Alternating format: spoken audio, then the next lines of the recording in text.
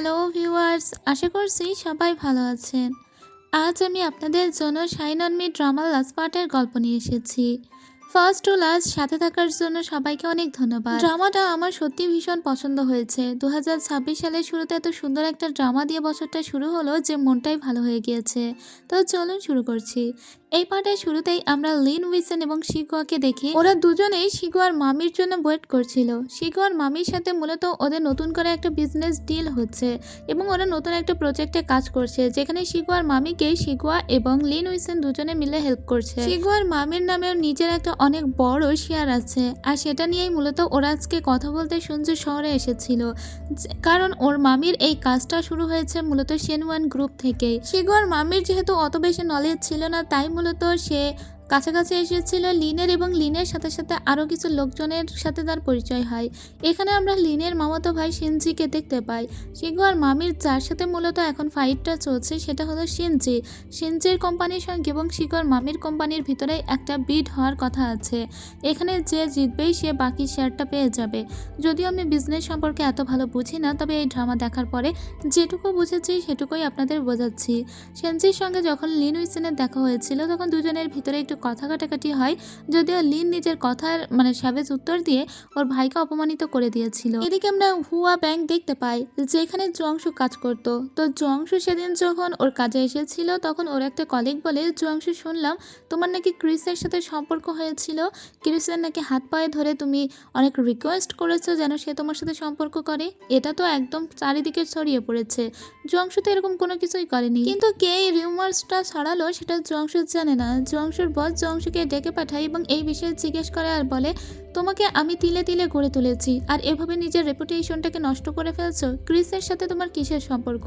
জুয়াংশু বলে এই সমস্ত কথাই মিথ্যা, কিন্তু ওরা যখন সব কলিগরা মিলে খেতে বসেছিল সবাই বলে এরকম একটা কাহিনী কে ঘটালো? না ক্রিস ঘটিয়েছে না জুয়াংশু, ওদের ভিতরে তো কোনো সম্পর্কই ছিল না। ক্রিস বলে তারপরেও মানুষ এভাবে যে বলছে আমার তো নিজেরই লজ্জা করছে। তখন ক্রিসের অন্য একজন কলিগ বলে তবুও সব দোষটা জুয়াংশুকেই দেওয়া হয়েছে, যে জুয়াংশু নাকি তোমাকে বারবার রিকোয়েস্ট করেছে ওকে ভালোবাসার জন্য। ভাগ্যের দোষ তোমার উপরে আসে। দোষটা যদি তোমার হতো যে তুমি জুয়াংশুকে ফোর্স করেছো, তাহলে আরও ব্যাপারটা খারাপ হতো, কারণ তুমি একজন মেয়ে আর সবসময় সমাজে মেয়েদেরকেই ছোট করা হয়। সেদিন এই সব শোনার পরে বাড়িতে আসে জুয়াংশু, আর ওর বারবার মনে পড়ছিল ভার্সিটি লাইফের কথা, যখন সবাই মিলে শিকুয়াকে অনেক দোষারোপ করেছিল। শিকুয়ার কোনো দোষ ছিল না, তা সত্ত্বেও ওকে রং বারবার আঘাত করেছে। শিকুয়া নিজেকে প্রমাণ করার জন্য সমস্ত প্রমাণ জোগাড়ও করেছিল, কিন্তু তারপরেও ওর প্রতি সবার ইমপ্রেশন ছিল খারাপ। এখনো বুঝতে পারছে একজন নির্দোষ মানুষকে হুট করে দোষ দিলে আসলে সেটা কেমন লাগে। এখন জুয়াংশু ফিল করতে পারছে যে ও কোনো কিছু না করে ওর উপর যে দোষটা এলো সেটাতে ও ঠিক কতটা আঘাতপ্রাপ্ত হচ্ছে। তো জুয়াংশু তখন শিগুয়া সে লাস্ট মেসেজের কথা মনে পড়ে এবং ওই সেদিন এই প্রথমবারের মতো শিগুয়াকে আই এম সরি লেখে, কিন্তু শেষ পর্যন্ত মেসেজটা সেন্ড করতে পারে। লাইফের এরকম পর্যায়ে এসেও ওর এতটা ইগো কাজ করলো। পরদিন সকালে ওর সোজা জিয়াংরুইয়ের ভার্সিটিতে যায়, জিয়াংরুইকে বলে যে তোমার সাথে আমার কিছু কথা আছে।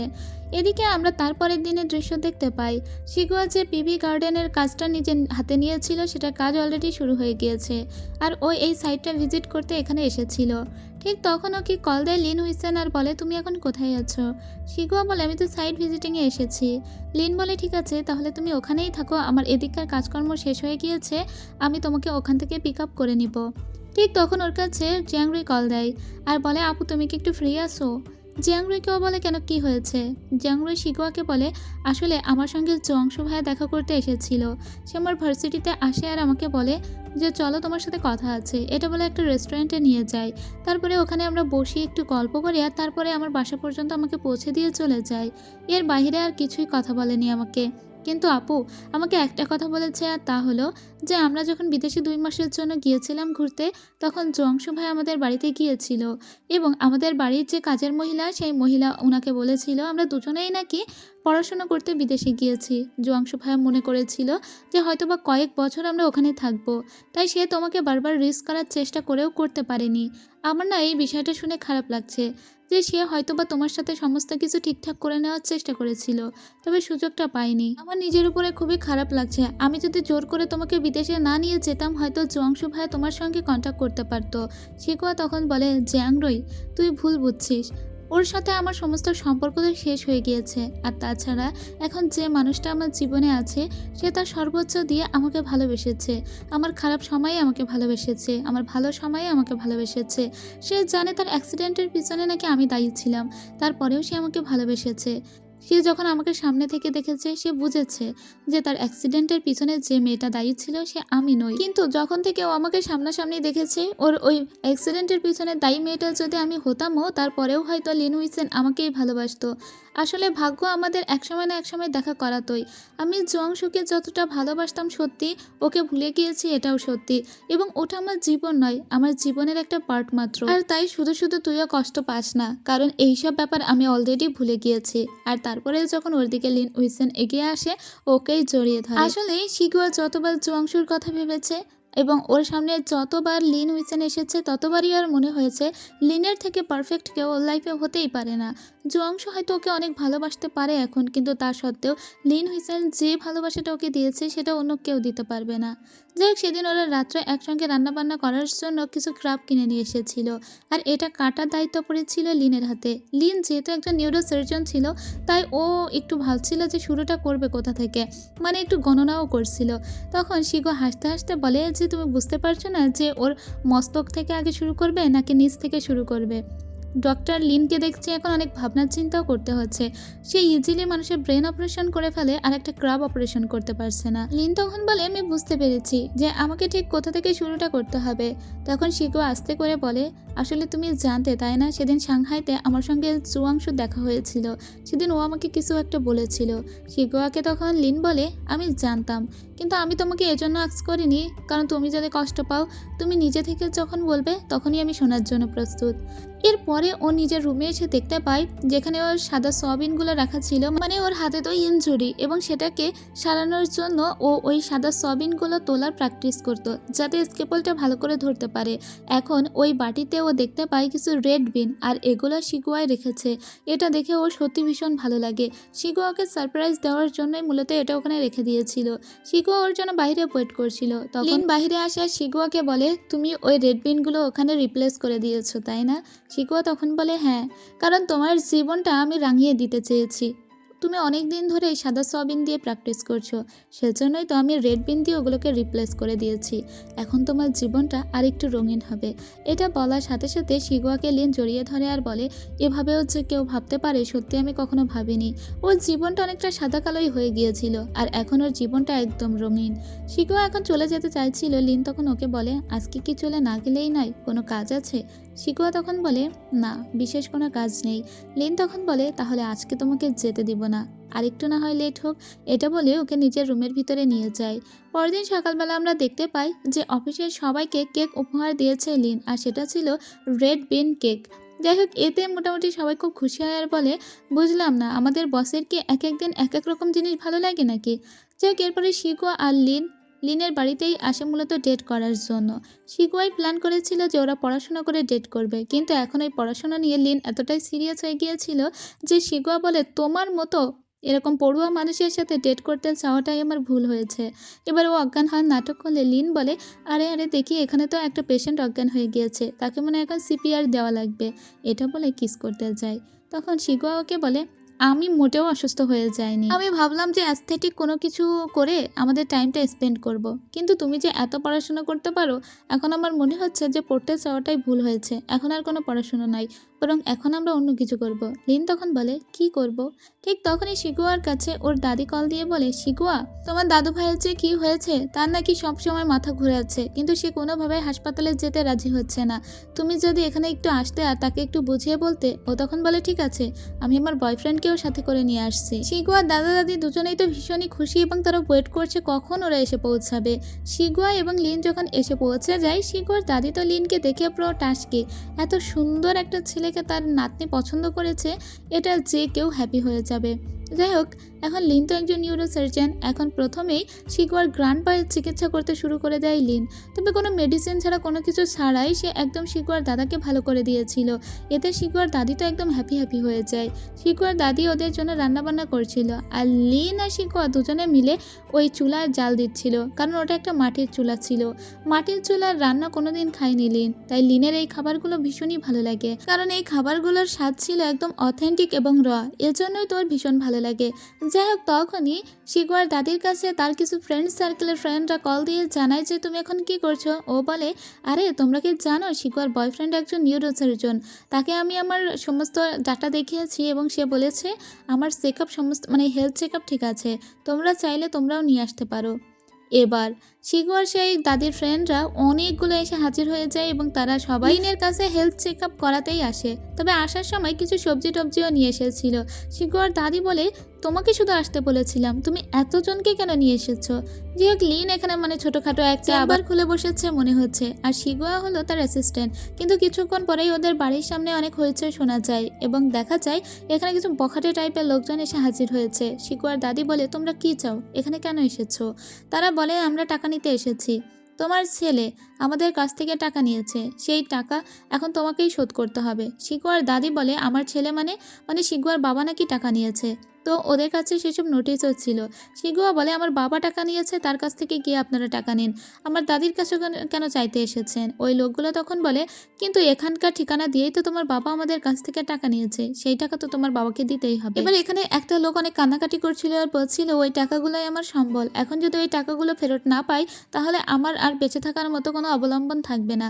লিন বলে, ঠিক আছে, আপনারা তাহলে বাইরে ওয়েট করুন, শিকোয়া ওর বাবাকে কল দিবে। এদিকে শিকোয়ার বাবা এই ব্যাপারে কিছুই জানে না। শিকোয়ার বাবা জানেই না যে গ্রামের মানুষের কাছ থেকে সে টাকা নিয়েছে, আর কেনই বা সে গ্রামের মানুষের কাছ থেকে টাকা নিতে যাবে। শিকোয়া তখন ওই লোকগুলোকে বলে, আপনারা বাইরে ওয়েট করুন, আমার বাবা আসছে, আর আপনারা যদি বাইরে না যেতে চান তাহলে এখনই পুলিশে কল করব। যাক, এই কথা শুনে ওই লোকগুলো বাইরে চলে যায়। শিকোয়ার ভীষণই রাগ হচ্ছে। আর শিকোয়া লিনকে বলে, এই প্রথম আমি তোমাকে আমার দাদির বাড়িতে নিয়ে এলাম, আর প্রথম দিনেই তোমাকে এমন ঘটনার সম্মুখীন হতে হলো। এই বখাটে লোকগুলোর কাছ থেকে আমার বাবা কেনই বা টাকা নিতে যাবে, আর কি হয়েছে কিছুই জানি না। যাই হোক, লোকগুলো বাইরে ওয়েট করছে, ওরা ওয়েট করুক, তুমি কিছু মনে করো না। লিন তখন বলে, এখন তো এই বাড়িটা আমারও বাড়ি, তোমার দাদা দাদি তো আমারও দাদা দাদি, তাই না? সো এইসব নিয়ে আমি কিছুই মনে করছি না। এরপরে যখন শিকোয়ার বাবা আসে, শিকোয়ার বাবা এদের কাছ থেকে কথা বলে জানতে পারে যে আসলে এই শিকোয়ার বাবার নাম করে টাকা তো নেওয়া হয়েছে, তবে সেই টাকা নিয়েছে শিকোয়ার বাবার যে গার্লফ্রেন্ড, সেই গার্লফ্রেন্ডের বাবা। তার মানে এই ফাংয়ের বাবাই নিয়েছে এই টাকাগুলো। শিকোয়ার বাবা এই কথা যখন জানতে পারে খুবই রেগে যায়, আর এই লোকগুলোকে বলে, ঠিক আছে, আপনাদের টাকা আমি দিয়ে দিব। কিন্তু হুট করে শিকোয়ার বাবার মাথায় খুব পেইন হতে শুরু করে এবং সে অজ্ঞান হয়ে যায়। এবার শিকোয়ার বাবাকে দ্রুত করে সাংহাইতে নিয়ে আসা হয়, কিন্তু শিকোয়ার বাবার অবস্থা খুবই খারাপ ছিল এবং তার ব্রেনে টিউমার ধরা পড়েছে। শিকোয়া তো ভীষণই চিন্তা হচ্ছিল, বাবার সাথে ওদের কারোরই সম্পর্ক বেশি একটা ভালো না, এখন ওর বাবার এই অবস্থা, তারপরে লাস্ট যেটা হলো, এখন কি হবে না জানি। তখন লিন বলে যে অপারেশন করলেই ঠিক হয়ে যাবে, তুমি একদম চিন্তা করো না, এটা অতটা লাইফ থ্রেটিং কোনো কিছু নয়। যাক, এরপরে আমরা আবার নিয়ানকে দেখতে পাই। নিয়ানের কথা নিশ্চয় মনে আছে, ওই যে ফাংয়ের মেয়ে। এই মেয়ে আবার অনেকগুলো টাকা ইনভেস্ট করেছিল ও যেসব বন্ধু বান্ধবদের সঙ্গে ঘুরে বেড়াতো তাদের উপর। ওরা সবাই মিলে একসাথে একটা বিজনেস স্টার্ট করতে চেয়েছিল, কিন্তু মেয়েটা জানতে পারে ওর টাকা সমস্তই মেরে দিয়ে ওর সেই সব বন্ধু সব পালিয়েছে। এদিকে অবাগার যেদিকেই যায় সাগর শুকাই এই হয়েছে ওদের, সর্বনাশ চারদিক থেকে হচ্ছে। একদিকে এই যে টাকা মেরেছে তার সমস্ত কথা জানতে পেরেছে শিকোয়ার বাবা, অন্যদিকে মেয়েকে টাকা মেরে সেই সমস্ত টাকা দিয়েছিল ফাং, কিন্তু এখন নিয়ান সেই টাকাগুলো হারিয়ে বসেছে, কারণ যাদের সাথে সে বিজনেস স্টার্ট করছিল তারা সবাই ও টাকাগুলো মেরে দিয়ে কে কোথায় চলে গিয়েছে তার কোনো ঠিক ঠিকানা নেই। এদিকে শিকোয়ার বাবার যখন জ্ঞান ফিরে আসে, ডক্টর ওনার সামনে সরাসরি বলে দেয় যে তার ব্রেন টিউমার হয়েছে এবং এটা সার্জারি করে ঠিক করা লাগবে।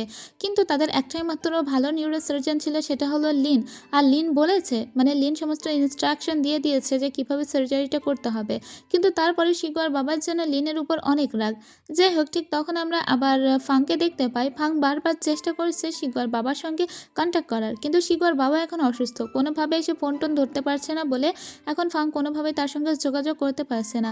ফাং বুঝতে পেরেছে যে তার সময় ঘনিয়ে আসছে, সে কোনোভাবেই এখন উদ্ধার হতে পারবে না। একদিকে মানিয়ানের টাকাগুলো সমস্তই শেষ হয়ে গিয়েছে, আর এদিকে এই মহিলাও ফেসে গিয়েছে।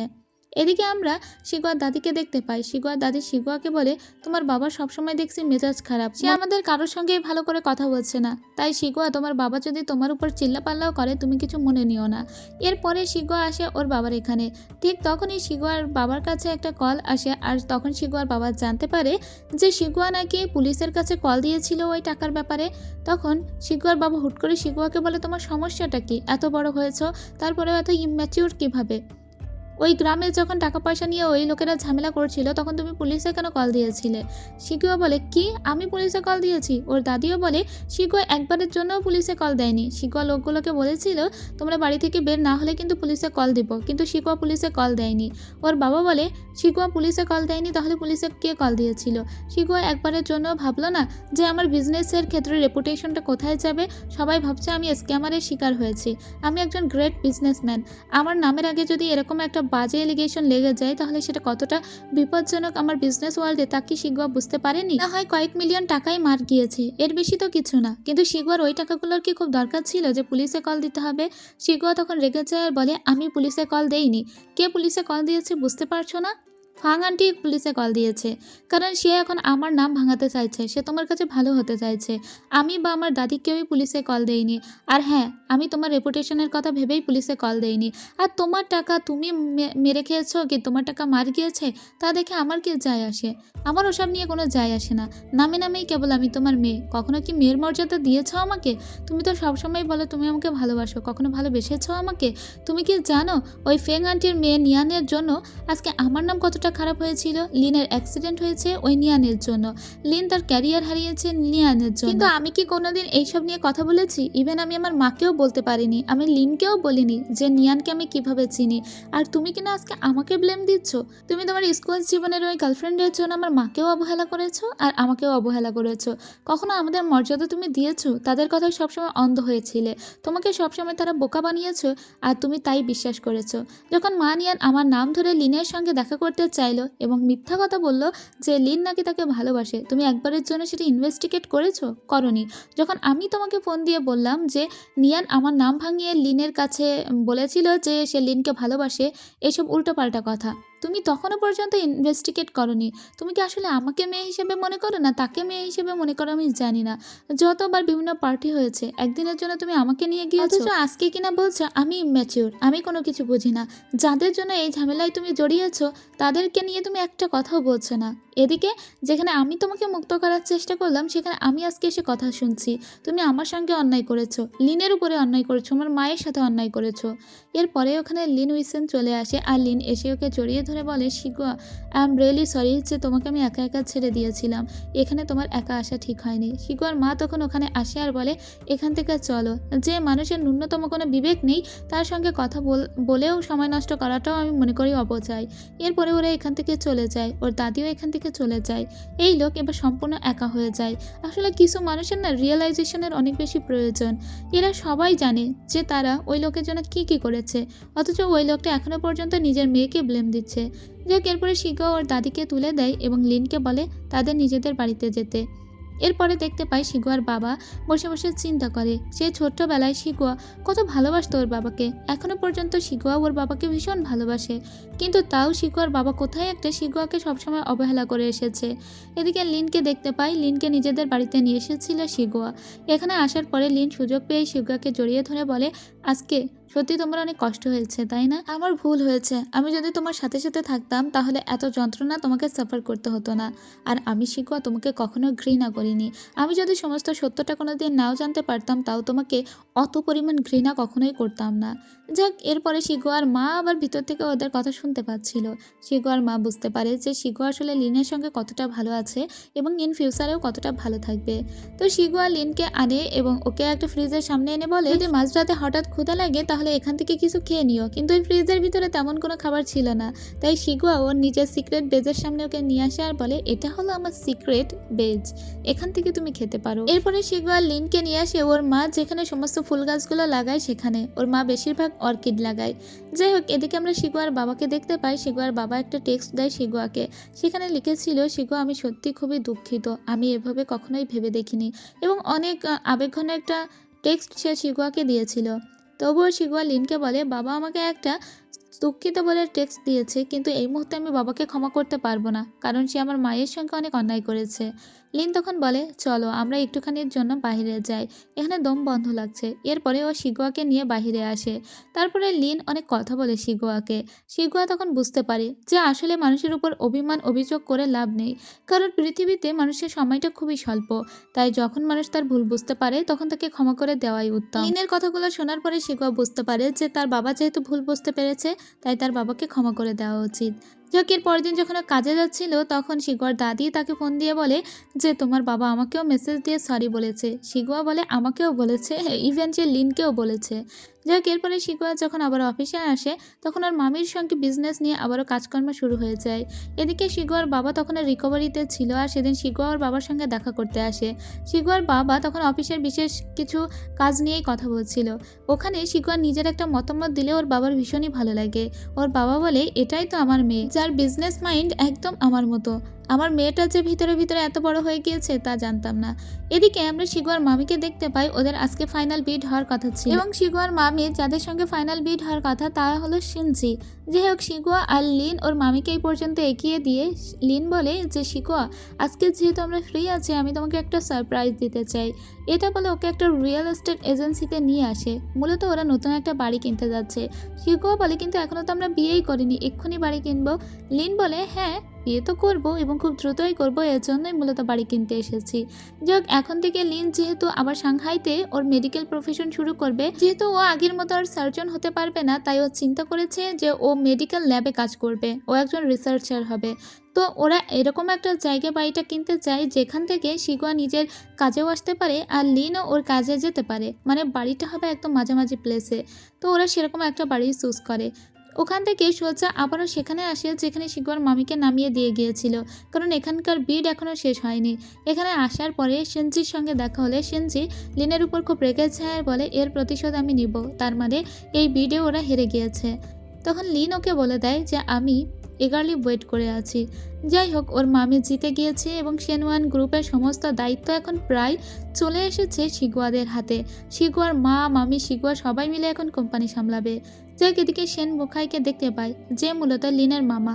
সে এসে তার বাবাকে বলে যে আরেকটা সুযোগ তার ছেলেকে দিতে, কিন্তু লিনের নানা বলে, আমি আর কোনো সুযোগ তোমার ছেলেকে দিব না। লিন যতটা কাজ বোঝে তার এক অংশও যদি তোমার ছেলে বুঝতো তাহলে না হয় তাকে সুযোগ দিতাম।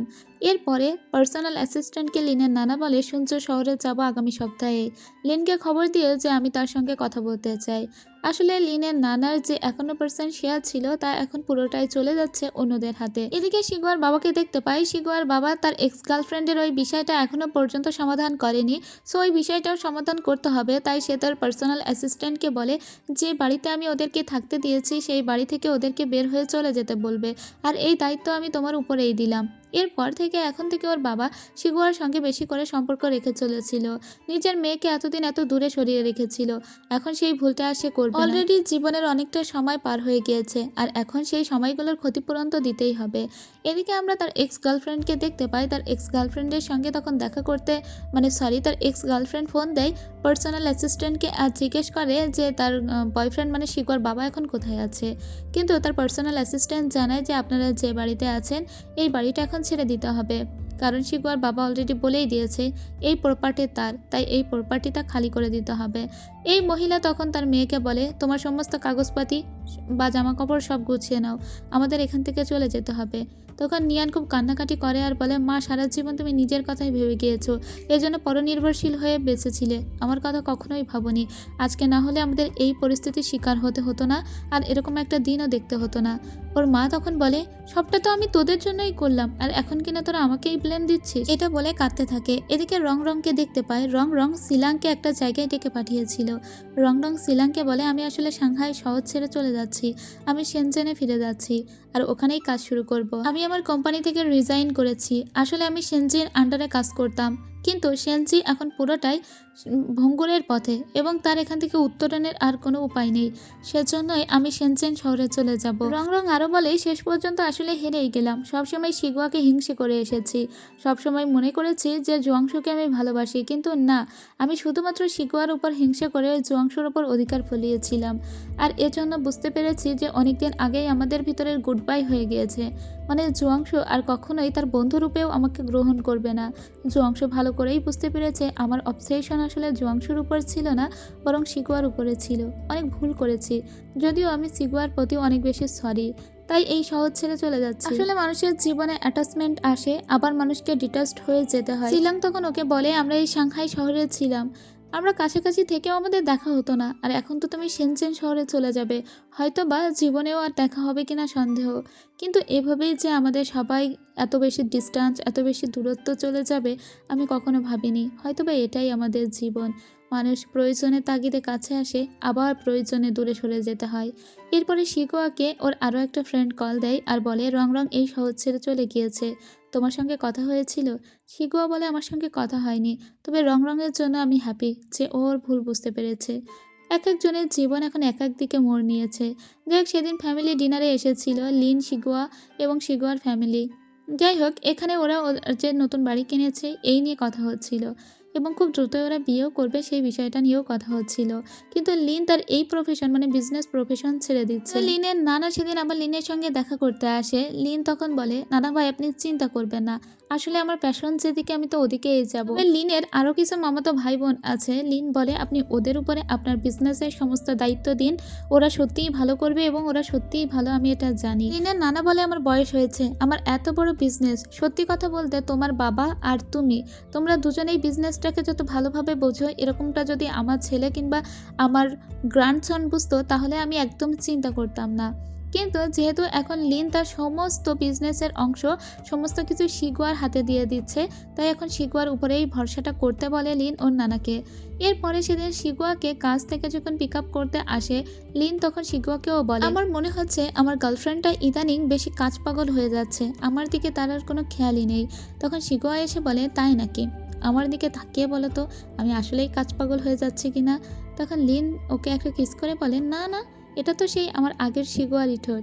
শিগুয়া তখন ওর দিকে তাকে হাসে আর বলে, আচ্ছা, তো আমার মনে হচ্ছে যে আমার বয়ফ্রেন্ডটা ইদানিং একটু বেশি ক্লিশে হয়ে যাচ্ছে। তখন ও ওকে একটা কিস করে বলে, কই না তো, এটাও তো আমার আগের লিনেরই ঠোঁট। যাই হোক, এভাবে ওদের সময়গুলো কাটতে থাকে। এরপরে আমরা দেখতে পাই শেয়ার যেহেতু অদল বদল হয়েছে, কোম্পানিতে নতুন নতুন মুখ এসেছে এবং নতুন নতুন বসও এসেছে, তাই সবাইকে নিয়ে একটা অনেক বড় করে পার্টি হয় বা এখানে এই সব বিজনেস রিলেটেড অনেক কথাবার্তা হয়। আজকের এই উদ্বোধনীতে আমরা দেখতে পাই যে শিগুয়ার মা এবং লিনের নানা ভাই তারা দুজন নতুন বিজনেস পার্টনার হয়েছে এবং তারা শেন ওয়ান গ্রুপের নাম বদলে গোয়ানো নাম দিয়েছে। আর এটা মূলত কিন্তু শিগুয়ার ঠিক করাই নাম, এখন থেকে শিগুয়াই এখানকার মেইন বস। যাই হোক, এরপরে আমরা শিগুয়াকে দেখতে পাই ও সারপ্রাইজ দেওয়ার জন্য লিনকে সেই পিবি গার্ডেনে নিয়ে এসেছিল, যেটার কাজ ও এখানে শুরু থেকেই শুরু করেছিল। আপনাদের মনে আছে সেই স্তম্ভগুলোর কথা, যেটার কাজ কেবল শুরু হয়েছিল আর আজকে সেটার এরকম সুন্দর একটা পর্যায়ে এসে ঠেকেছে। আর এখানকার যে লি গোয়াং ফরেস্ট নামটা দেওয়া হয়েছে সেই নামটা মূলত সে নিজে ঠিক করেছিল, আর সেই নাম অনুযায়ী শিগুয়া এই পিবি গার্ডেনের নাম করেছে। এজন্য লিন অনেক বেশি আবেগ আপ্লুত হয়ে যায়। লিন বলে, আমি এই সেক্টর ছেড়ে দিচ্ছি, কিন্তু আমি এখানে তোমাকে রেখে যাচ্ছি। শিগুয়া বলে, যেহেতু তুমি ছেড়ে দিচ্ছ, এই নামটা আমি এজন্য এখানে লিখে রেখেছি যাতে আমার সবসময় ফিল হয় যে তুমি আমার সাথেই আছো। এরপরে লিন বলে, ভিতরেও কি আমার জন্য কোনো সারপ্রাইজ আছে? শিগুয়া তখন বলে, এরকম হাই এক্সপেকটেশন রেখো না, ভিতরে কোনো সারপ্রাইজ নেই, কিন্তু ভিতরটা দেখতে অনেক সুন্দর। এরপরে ও লিনকে ভিতরে নিয়ে আসে আর ওর জন্য একটু ড্রিঙ্কও তৈরি করে। লিন বলে, এই ড্রিঙ্কের নাম কি? শিগুয়া তখন বলে, রঙিন ড্রিঙ্কটার নাম হলো লি গোয়াং আর সবুজ ড্রিঙ্কটার নাম হলো ফরেস্ট, আমি তোমাকে ফরেস্টটা দিয়ে দিলাম। শিগুয়াকে তখন লিন বলে, না না, আমি এই লি গোয়াংটাই নেব, আর এই ফরেস্ট ড্রিঙ্কটা তোমার জন্য। আসলে লিন উইসের নামের অর্থই হলো ফরেস্ট, আর এজন্যই লিন ওকে ওই ফরেস্ট ড্রিঙ্কটা এজন্য দিল যাতে সারা জীবন এরকম সবুজের মতো সতেজ থাকতে পারে শিগুয়া তখন লিনকে বলে, তোমার সাথে এবার থেকে আমার অনেক কম দেখা হবে, কারণ তুমি যখন সাংহাইতে ওই হাসপাতালে থাকবে তখন দেখা যাবে, দিনে মাত্র 10 ঘন্টার জন্য আমি তোমাকে পাচ্ছি। আমি তোমাকে অনেক মিস করব। লিন তখন ওর দিকে তাকিয়ে বলে, আমিও তোমাকে অনেক বেশি মিস করব। কিন্তু যেটুকু সময় সাথে থাকবো সেটুকু সময় আমরা একে অপরকে মন প্রাণ দিয়ে ভালোবাসবো। আর ওদের শুরু থেকে এখন পর্যন্ত যত স্মৃতি ক্রিয়েট হয়েছে তার সমস্তই ওরা দুজনে যাপন করতে থাকে। লিনের তো ভীষণই ভালো লাগছিল যে মেয়েটিকে ও দূর থেকে ভালোবেসে এসেছে সেই মেয়েটিকে ফাইনালি ও নিজের করে পেয়েছে। যদিও ও কখনো চিন্তাও করেনি যে এভাবে ও জীবনটা বদলে যাবে। একটা অ্যাক্সিডেন্টও কিন্তু জীবন বদলাতে পারে। যাই হোক, এরপরে আরও 2টা বছর কেটে যায় আর 2 বছর পরে ফাইনালি ওরা দুজন দুজনকে বিয়ে করে নেয়। আর ওদের বিয়েটা অনুষ্ঠিত হয়েছিল ওই পিভি গার্ডেনের ভিতরেই, মানে যেখানে ওরা নিজেদের জান প্রাণ লাগিয়ে দিয়েছে সেখানেই ফাইনালি বিয়েটা করেছিল। আর এখন ওদের বয়স প্রায় 30-এর কাছাকাছি। দুজনে মিলে একসঙ্গে সংসার ধর্ম করত আর তারপরে একসঙ্গে কাজে বেরিয়ে যেত। দুজনের 2টা গাড়ি ছিল এবং দুজনের 2 দিকের ডেস্টিনেশন ছিল। কিন্তু দিন শেষে যখন ওরা আবার বাড়িতে ফিরতো তখন দুজন দুজনকে মন প্রাণ দিয়ে ভালোবাসতো। এভাবে অনেকগুলো বছর কেটে যায় আর এখন হলো 2025 সাল। লিন যে বিষয়টা নিয়ে রিসার্চ করছিল সেই বিষয়টাতেও সাকসেসফুল হয়েছে। আর আজকেও একটা বড় মিটিংয়ে মিডল ইস্টে এসেছিল শিগুয়া। সেখানে ওর অনেক বড় একটা সাকসেস হয়েছে আর লিনকে ও সেটা দেখায়। লিনের নিজেরও উদ্দেশ্য ছিল যদি বিজনেসে কাজ করতো তো শিগুয়ার মতো করেই কাজ করবে। এখন 2028 সাল। শিগুয়া বেশ অনেকদিন ধরেই বাহিরে আছে বিভিন্ন কাজের জন্য। লিন আজকে একটা রোবটের সঙ্গে হাঁটছিল। এই রোবটটার নাম হলো তাইচি। তো তাইচির সঙ্গে লিনের আবার ভালো কথাবার্তা হয়। তাইচি লিনকে বলে যে তুমি এখন কোথায় যাচ্ছ? লিন বলে আমি আমার মেয়েকে কিন্ডারগার্টেন থেকে পিক আপ করতে যাচ্ছি। তাইচি তখন বলে তোমার বয়স প্রায় 40 বছর, কিন্তু তুমি অনেক দেরিতে বাবা হয়েছ। যাই হোক, তোমার জন্য কংগ্রাচুলেশন। এবার লিন সোজা মেয়েকে পিক আপ করার জন্য মেয়ের স্কুলের সামনে আসে। লিনের বয়স কিন্তু এখন অনেক হয়ে গিয়েছে, কারণ 2028 সাল। এখন 2012 সালে এই লিনের বয়স প্রায় 28 বছরের মতো ছিল আর এখন তো 2028 সাল। যাই হোক, লিন ওর মেয়েকে নিয়ে সোজা এয়ারপোর্টে চলে আসে, কারণ আজকেই ওর মায়ের ফিরে আসার কথা হচ্ছে। তো এবার যখন শিগুয়া ফিরে আসে তখন তো লিনও ভীষণ খুশি হয়ে যায় আর ওর মেয়েও খুব খুশি হয়। এখানে ওর একজন আন্টিও ফিরে এসেছিল, যেটা আবার লিনের মামাতো বোন সম্পর্কে হয় আর কি। এরা সবাই এখন একসঙ্গেই বিজনেস করছে। এরপরে আমরা দেখতে পাই ওরা নিজেদের ভিতরে অনেকক্ষণ ধরে গল্প করে লিন তার মেয়েকে নিয়ে আর স্ত্রীকে নিয়ে যখন বাড়ির দিকে ফিরছিল তখন পিছনেই দেখানো হয় জুয়াংশুকে। জুয়াংশু আর ক্রিস ওরা দুজনেই ওদের যাওয়ার পানে তাকিয়েছিল। জুয়াংশুকে ক্রিস জিজ্ঞেস করে যে একবার ওর সঙ্গে কথা বলবে না? জুয়াংশু তখন বলে এখন আর কথা বলে কী লাভ, সমস্ত কিছুই তো অনেক পুরাতন হয়ে গিয়েছে। এছাড়া জুয়াংশুর জন্য আমার এখন সত্যিই খারাপ লাগছে। শুধুমাত্র ভালোবেসে নির্দিষ্ট সময় অ্যাকসেপ্ট করতে না পারার জন্য এই ছেলেটা সারা জীবন ধরে মাসুল দিয়ে যাচ্ছে। বেচারা এখনো বিয়েও করেনি। যাই হোক, কেলভিনেরও সেই 2 দিনের স্মৃতি এখনো ফিরে আসেনি। কেলভিন দূর থেকে দেখে বলে মেয়েটিকে মনে হচ্ছে আমি কোথায় যেন দেখেছি। চাংবেই মাউন্টেনের কথা কিছুতেই মনে করতে পারি না। ক্রিস তখন বলে তুমি ওকে চাংবেই মাউন্টেনেই দেখেছিলে আর এখন সে অনেক বড় একজন বিজনেস ওম্যান। আসলে আমরা ভাবতেও পারিনি যে ওই দিনের শিগুয়া আজকে এরকম সুন্দর একজন বিজনেস ওম্যান হবে। যাই হোক, ক্রিস ওদেরকে বলে যে আমার বয়ফ্রেন্ড বাসায় আমার জন্য ওয়েট করছে, তাই তোমাদেরকে এখানেই বিদায় দিতে হচ্ছে। মানে ক্রিসের এখন আলাদা একটা বয়ফ্রেন্ড আছে। তাহলে কেবলমাত্র জীবনে কিছুই জুটলো নাকি জুয়াংশুর? জুয়াংশুর জন্য 4টা মেয়ে প্রেমে পাগল ছিল, অথচ ছেলেটা ফাইনালি কাউকেই পেল না। জুয়াংশু পিছনের দিকে তাকিয়ে থাকে আর শিগুয়ার সঙ্গে কাটানো ওর ভার্সিটি লাইফের কথাগুলো মনে পড়ে। যদিও শেষে ওর মুখে একটা মিষ্টি হাসি আমরা দেখতে পাই। এদিকে শিগুয়া আর লিনকে দেখতে পাই। শিগুয়ার মেয়ে বলছিল যে সে দিন 3টা করে চকলেট খাবে। এখন তার সঙ্গে বিজনেস ডিল করতেই শিগুয়া হাঁপিয়ে উঠছিল। তাই শিগুয়া বলে আমার মুখে এখন একটু স্কিন কেয়ার করতে হবে, আমি চলে গেলাম। আর মেয়েকে বাবার কাছে দিয়ে যায়। তো কোনো রকমে লিন মেয়েকে বুঝিয়ে বাজিয়ে ঘুম পাড়িয়ে দেয় আর তখন শিগুয়া আসে আর বলে যে ফাইনালি তুমি ওকে ঘুম পাড়াতে পারলে। লিন তখন বলে এজন্য বুঝি আমার কাছে মেয়েকে ফেলে রেখে চলে গেলে? তখন লিনের কাছাকাছি আসে শিগুয়া। লিন ওকে বলে তুমি আমাকে মিস করোনি? শিগুয়া লিনকে বলে আমি তোমাকে অনেক মিস করেছি। লিন বলে দাঁড়াও, ওকে ওই ঘরে রেখে আসি। এরপরে মেয়েকে অন্য রুমে রেখে এসে লিন সোজা শিগুয়ার কাছে আসে। লিন বলে তুমি কি টায়ার্ড? শিগুয়া বলে না। আর তারপরে দুজনের ভিতরে ইন্টিমেসি। যাই হোক, এই সময়ে ওদের বিয়ের সুন্দর একটা ফটো দেখানো হয়, যে ফটোটা সত্যিই দেখতে ভীষণ ভালো লাগছিল। আর এভাবেই ওদের সময়গুলো কাটতে থাকে। হুট করে লিন শিগুয়াকে বলে যে তুমি আমার পাস্টের একটা ভীষণ আজকে মনে করিয়ে দিলে। এরপর দিন সকালবেলা দেখতে পাই যে লিন খাবার রেডি করছিল। শিগুয়া তখন আসে আর বলে গতকাল রাত্রে তুমি কি কিছু বলছিলে যে পাস্টের কোনো কিছু তোমার মনে পড়েছে? লিন তখন বলে হ্যাঁ, আমি চেয়েছিলাম আমাদের পণ্য এশিয়া, ইউরোপ, আফ্রিকা সমস্ত জায়গায় সেল হোক। কিন্তু মিডল ইস্টেও তুমি সেটাকে সেল করেছো। আসলে ওটাও আমার চাওয়ার ভিতরেই ছিল। শিখুয়া বলে, তুমি যে জিনিসগুলো চেয়েছো তার প্রত্যেকটা জিনিস আমি পূরণ করার চেষ্টা করেছি। লিন তখন বলে, শুধুমাত্র তোমার কারণে রিয়েলাইজ করেছি যে আমি আমার প্যাশন যেটা সেটাতে ব্যাক করব। শুধুমাত্র তোমার কারণেই বুঝেছি আমি একজন ভালো সার্জন না হতে পারি, আর আমি তো একজন ভালো রিসার্চার হতে পারি। আর আমি তাই হয়েছি। শিখুয়া তখন বলে, তোমার জন্য এই ডিমটা, আর এটা হচ্ছে তোমার সূর্য, কারণ তোমার নামের অর্থ হলো ফরেস্ট, আর ওই ফরেস্টে একটা সূর্যের প্রয়োজন। এটা দেখে লিন ভীষণ খুশি হয়ে যায়, আর এভাবেই ওদের হ্যাপি হ্যাপি মুহূর্তগুলো কাটতে থাকে। আর এর ভিতর দিয়েই এই ড্রামার গল্প শেষ করে দেওয়া হয়। তো কেমন ছিল শাইন অন মি ড্রামার গল্প তা কিন্তু অবশ্যই জানাবেন।